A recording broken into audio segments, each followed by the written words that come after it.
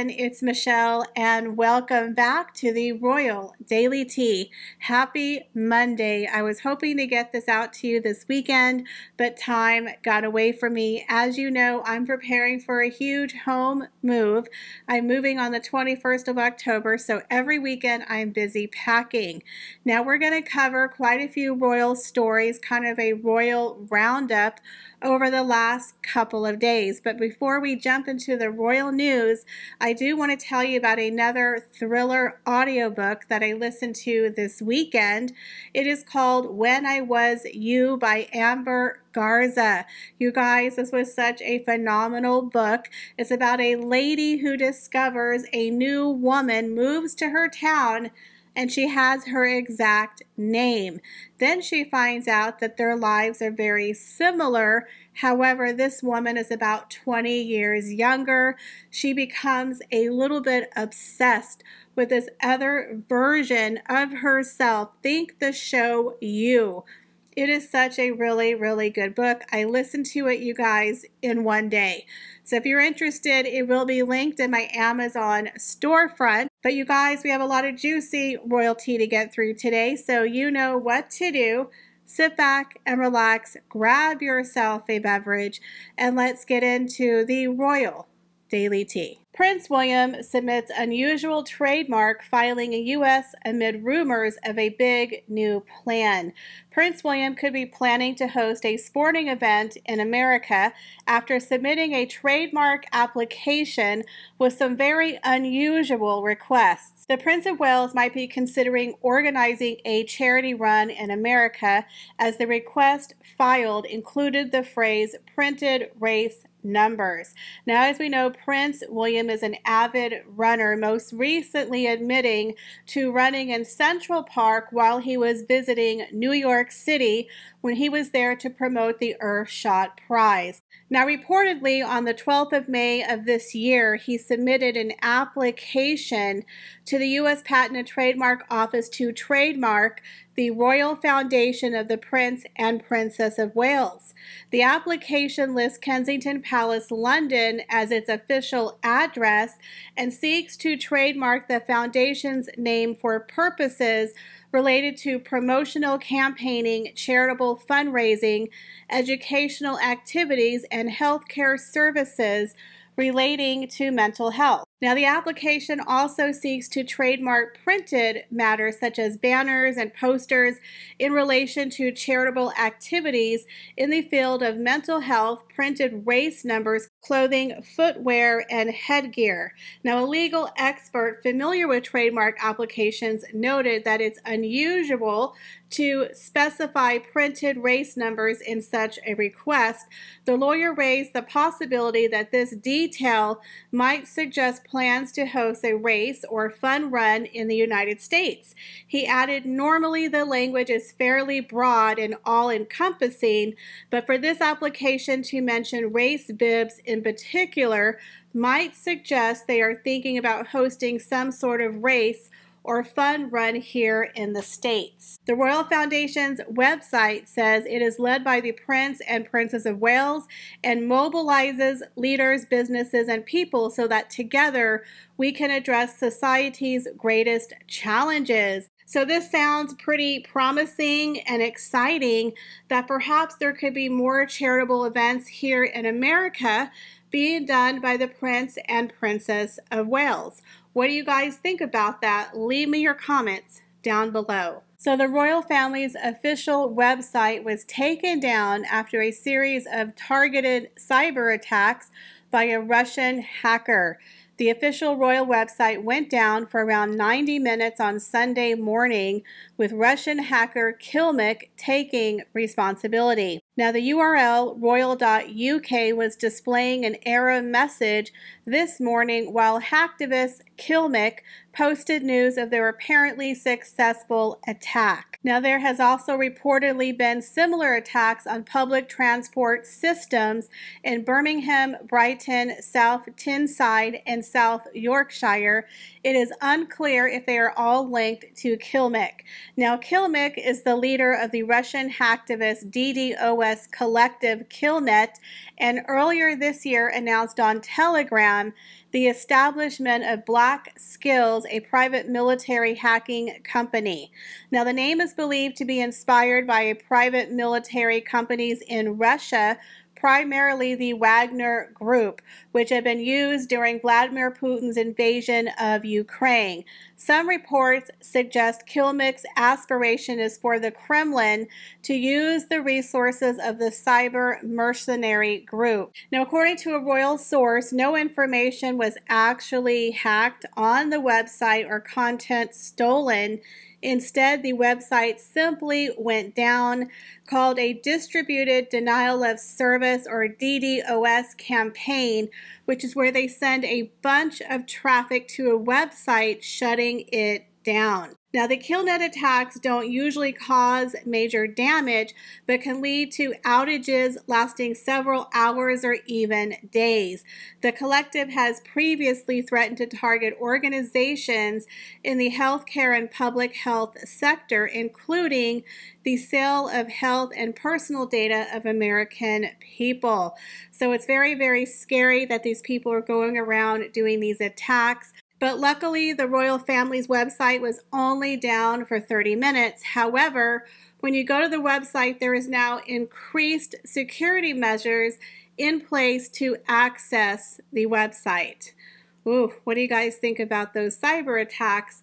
Leave me your comments down below. So as we know, Meghan Markle is a very ambitious woman, and there's been many stories and speculations that Meghan Markle wants to end up in politics.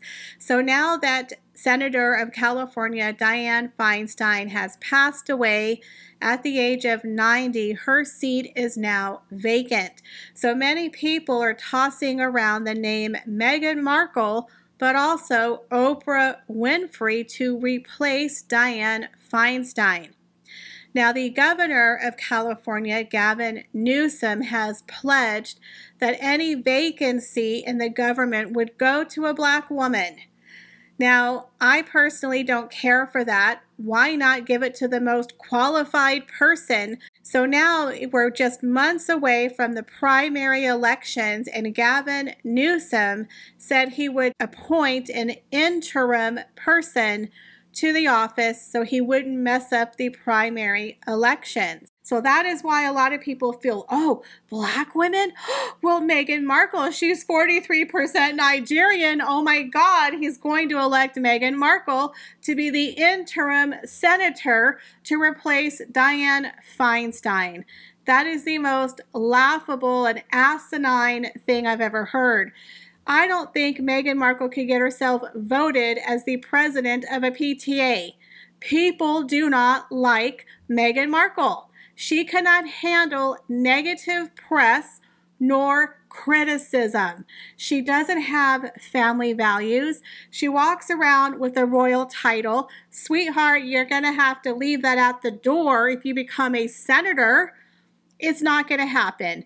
Meghan Markle could not cut it as a working royal. She called it a civil servant in a tiara. She didn't like to hold hands and kiss babies and cut cakes and ribbons. Working royals really don't have a hard job. They're dedicated, but Meghan Markle couldn't handle it. When the primaries come around, she's going to have to spend millions upon millions of dollars to run a political campaign to get elected. And I don't think it's going to happen because, one, I don't think they have that money. Two, I can't imagine anybody really supporting her. And three, the American people have voted Prince William to be the most popular person in America, not Meghan and Harry. So there's absolutely no way she would actually win a real election in America. She would go broke. She would have to go to Tyler Perry, Oprah, maybe Mr. Getty, and raise millions upon millions of dollars. And people would start pulling her apart, especially since that new scandal dropped about her gagging and muzzling children with those NDAs for her last New York City visit back in 2021. So I'm going to say Meghan Markle absolutely 100% is never running for politics. Well, I have a new follow-up to the story that we just discussed about Meghan Markle possibly filling the interim for Dianne Feinstein's senator seat. It appears there might be some plates flying in Montecito because Gavin Newsom just appointed LaFonza Butler to replace Dianne Feinstein. Now, she is going to be in this seat until January 2025, where there's going to be a primary election. Now, this woman appears to have quite a bit of a resume and real experience in politics, but I just wanted to open up that for you to let you know that no, Meghan Markle will not be in that seat. As we know, there was a rumor that Gavin Newsom was not really a fan of Meghan Markle. Now, I honestly believe that Meghan Markle has been playing up her 43% Nigerian race because she thought it would help her possibly slide in to this senator seat because Gavin Newsom had made the pledge to put a black woman in this position. So yes, he did fulfill his promise. Congratulations to this woman. I'm sure she's going to do a fantastic job. And I know everyone in California is probably breathing a sigh of relief that Meghan Markle will not be in the political office. So what do you guys think of this breaking news? Leave me your comments down below. So there's a really interesting story about one of Meghan Markle's former co-stars from Suits, Patrick J. Adams, who recently uploaded a whole bunch of private, never-before-seen photographs of Meghan Markle and a couple of her co-stars behind the scenes when they were working on Suits. Now, the interesting thing is he deleted it almost like 24 hours after he posted the photographs, claiming it was, quote, an oversight, an embarrassing oversight due to the actors' strike, and he pretty much took it down.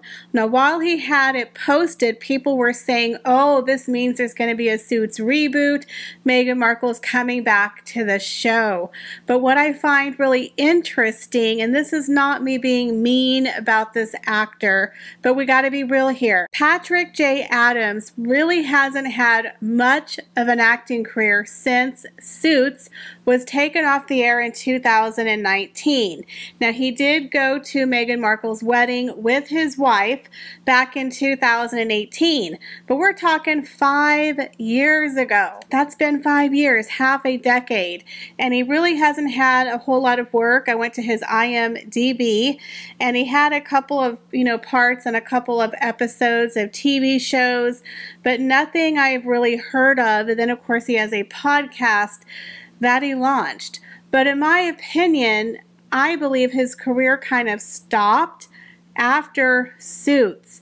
Just like Meghan Markle knew back in 2017 that her career was at a standstill, and that is why she was looking for a rich UK husband, and that is where she landed Prince Harry. So this guy, who was considered one of the main actors, one of the leads on the hit show Suits, again, at the time of its original release, Suits was on a small cable network. It was not like a Seinfeld or a Friends. It was on a different network that I believe at the time you had to pay to have on your television. It wasn't, basic cable. Well, this guy, who was one of the bigger stars, his career has kind of gone nowhere since the show ended. So it seems to me that this guy is trying to get some kind of attention. Most recently, about 2 weeks ago, right before he posted all of those weird comeback photographs, he updated his Instagram profile. Now, his Instagram profile, he talked about his throwback to his time on Suits, and this is what it said in his profile. It said, Patrick J. Adams, the guy from that show you're watching on that app, because that girl married that prince. So why, if you're a successful actor, 5 years later, this is your claim to fame in your Instagram bio. Now, we know most recently Suits was put on Netflix to a large amount of success for that show. So we have to give Meghan credit because, in my opinion, Meghan Markle, after she married Prince Harry, did bring Suits a lot of attention because it really wasn't getting hardly any attention at that time. So yes, now that Suits has been added to Netflix, they're getting a whole bunch more attention. But the interesting thing is, why is he kissing Meghan Markle's behind? Why is he blowing smoke up her butt? You know what I mean? It's a little weird that he updates his Instagram profile to talk about Meghan Markle, and then he posts all of these weird photographs of Meghan Markle and him behind the scenes, and then within 24 hours takes it down. Now, he cited that it was due to the fact that he apologized for being insensitive to the Hollywood strike that is happening. But here is my 2 cents and my personal opinion. I believe Meghan Markle's team contacted him immediately and had him remove the photographs, because we all know that Meghan Markle does not like anyone benefiting from knowing her. Remember Jessica Mulroney? She was really upset when her friend, you know, maybe used her or got some contacts through her. She wanted to basically cut her friend off. Even though she had used her to get where she wanted to go, the minute Meghan felt her friend was no longer useful and that her friend maybe got some positive benefits, she wanted to ice her out. Now is this actor 5 years later, who really isn't doing much, all of a sudden is proclaiming in his Instagram profile, oh, I'm the guy who was on that show with that woman who married a prince. Look at me, y'all. Give me attention. I need it. Then he posts photographs of Meghan Markle from Suits. Now, I have to be honest, that looks a little desperate, like somebody wants attention. And again, they're getting a lot of attention because Suits is right now on Netflix. But apparently he pissed off a lot of people, and I believe Meghan Markle and her team is one of them, due to the actor strike. So again, they're asking people not to support any of their past projects because right now the networks are scrambling because nobody is working in the industry. So what they're having to do is live off reruns. They're rerunning a lot of these shows. So if you're posting a throwback of your heyday from 5 years ago, you're kind of supporting the network when they're doing reruns. So what do you guys think of his ill-timed and ill-thought-out process to give out calls to Meghan Markle? Is this man living in the past? Is he desperate for fame and attention because his career isn't going anywhere? And why is he giving all this attention to Meghan Markle? Now, I do have a very weird clip when Meghan Markle and him appeared on Larry King Live. The vibes were really off between the two of them. Meghan Markle was giving him some Charles Manson snake eyes, doing her usual, gripping her, her teeth. She's grinding her teeth. He's saying something. She looks pissed and perturbed during this entire interview. There was a rumor at one time that the two of them had a little fling, you know what I'm saying, between the sheets back in the day. I don't know if that's true, but the body language here was a little off. So that is why I'm also finding the throwback to Meghan Markle odd. So what do you guys think? Do you think Meghan Markle's team sent him a not so nice email request to remove those photographs immediately? Leave me your comments, guys, down below. Well, guys, that is all the royal news that I have for you today. So thank you so much for stopping by my channel. And I just want to take a moment to thank all of you for being so kind and sweet and supportive of me on my channel. I received so many lovely comments and emails from you guys. And I just want you to know that I do feel like we're a big family here. We have a very small, nice group of people, and you guys are what keep me going each and every day. I really do feel like when I speak to you guys that I'm talking to my friends, that you are my besties here on the RDT channel. So I just wanted to let y'all know you guys mean a lot to me. And don't worry, we have a lot of royalty coming up very, very soon. So as always, guys, thank you for being here, and I hope to see you on the next video. Bye, guys.